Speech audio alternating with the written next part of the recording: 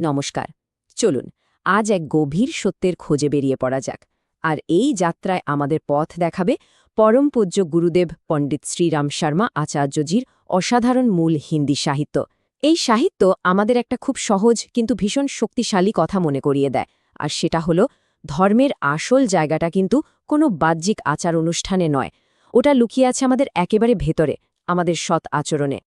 বেশ, তাহলে দেখে নেওয়া যাক আমাদের এই আলোচনা কিভাবে এগোবে। আমরা শুরু করব প্রথার বাইরে গিয়ে এক গভীর অনুসন্ধান দিয়ে, তারপর জানব ধর্মের আসল সারমর্ম কী।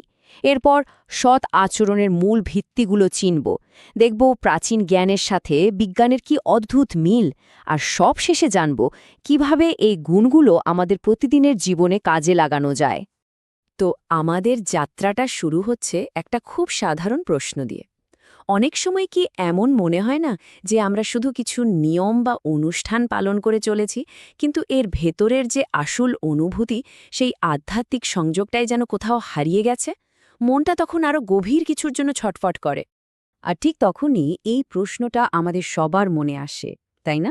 যে এই যে এত আধ্যাত্মিক অনুশীলন, এর আসল উদ্দেশ্যটা কি? শুধুই কি কিছু নিয়মকানুন মেনে চলা, নাকি এর পেছনে আরও বড় কোনো অর্থ লুকিয়ে আছে? আচ্ছা, ব্যাপারটা ঠিকমতো বুঝতে হলে আমাদের দুটো জিনিসের মধ্যে তফাৎটা দেখতে হবে। একদিকে আছে বাইরের সব আচার অনুষ্ঠান, মানে আমরা যা করি, আর অন্যদিকে আছে আমাদের ভেতরের অবস্থাটা, মানে আমাদের আসল উদ্দেশ্যটা কি, আমাদের নৈতিকতা কতটা স্বচ্ছ। এই দুটোকে যখন এক সুতোয় বাঁধা যায়, তখনই কিন্তু আসল সাধনাটা হয়। চলুন এবার তাহলে এই সাহিত্যের একেবারে কেন্দ্রবিন্দুতে প্রবেশ করা যাক। দেখা যাক আমাদের সেই গভীর অনুসন্ধানের উত্তরটা কি।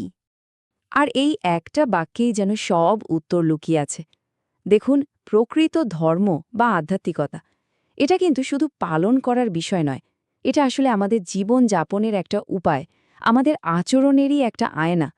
বেশ, তাহলে প্রশ্ন হলো, এই যে সৎ আচরণের কথা আমরা বলছি, সেটা আসলে কি?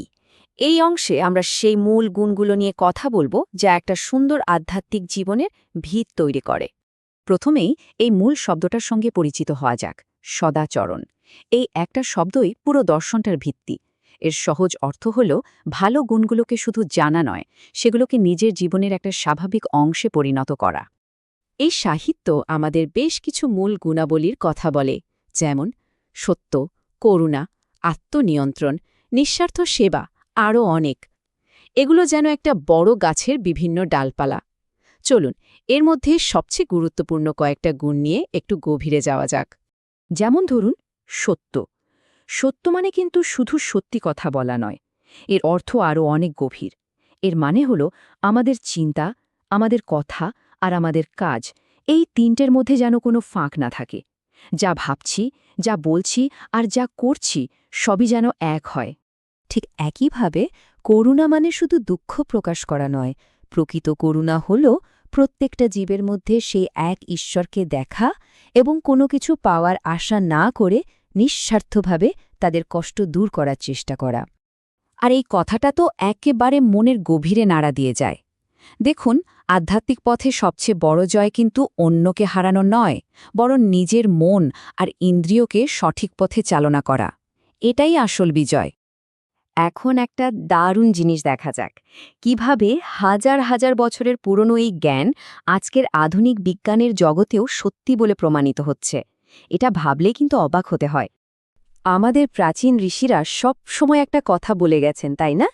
যে অন্যের জন্য নিঃস্বার্থভাবে কাজ করলে বা সেবা করলে নিজের ভেতরে এক অদ্ভুত শান্তি আর আনন্দ পাওয়া যায়। আর সবচেয়ে মজার ব্যাপার কি জানেন? এর কিন্তু বৈজ্ঞানিক প্রমাণও আছে। ভাবুন একবার, ২০০৮ সালে খুব বিখ্যাত একটা জার্নাল, নাম সায়েন্স, সেখানে একটা গবেষণা ছাপা হয়েছিল। গবেষক ছিলেন ডান, আখনিন আর নর্টন। তারা কি দেখিয়েছিলেন? যে মানুষ যখন নিজের জন্য টাকা খরচ করে, তার চেয়ে অনেক বেশি আনন্দ পায় যখন সেই টাকাটা অন্যের জন্য খরচ করে। কি আশ্চর্য, তাই না? হাজার হাজার বছর আগে সেই কথাই যেন আজ বিজ্ঞান নতুন করে বলছে। দেখুন, এই অসাধারণ নীতিগুলো শুধু জানলেই তো হবে না। আসল কাজটা হলো এগুলোকে আমাদের প্রতিদিনের জীবনের সঙ্গে মিশিয়ে দেওয়া। জ্ঞানকে যখন আমরা কর্মে রূপান্তরিত করি, তখনই তার আসল মূল্য। যেমন ধরুন, করুণার মতো একটা বড় গুণকে আমরা প্রতিদিন কিভাবে অভ্যাস করতে পারি এখানে কিছু সহজ উপায় বলা আছে। অন্যের কথা মন দিয়ে শোনা, প্রতিদিন অন্তত একটা ছোট দয়ার কাজ করা, এই ছোট ছোট পদক্ষেপগুলোই কিন্তু আমাদের মধ্যে একটা বড় পরিবর্তন নিয়ে আসে। বেশ, আমরা আলোচনার প্রায় শেষের দিকে চলে এসেছি। চলুন এতক্ষণ যা কিছু জানলাম সেই মূল কথাগুলো একবার ঝালিয়ে নেওয়া যাক, যা পণ্ডিত শ্রীরাম শর্মা আচার্য যে শিক্ষায় বারবার উঠে এসেছে। তাহলে আজকের আলোচনা থেকে আমরা কি শিখলাম? প্রথমত, ধর্ম শুধু পালনের বিষয় নয়, এটা জীবনযাপনের বিষয়। দ্বিতীয়ত, আধ্যাত্মিক জীবনের আসল ভিত্তিই হল সদাচরণ, আর সত্য, করুণা, সংযমের মতো গুণগুলোই সবচেয়ে জরুরি। আর আমরা এটাও দেখলাম যে আধ্যাত্মিক উন্নতি কোনো একদিনের ব্যাপার নয়, এটা প্রতিদিনের অভ্যাস। আর এই আলোচনার শেষে একটা ছোট্ট প্রশ্ন রেখে যাচ্ছি নিজেদের ভাবনার জন্য।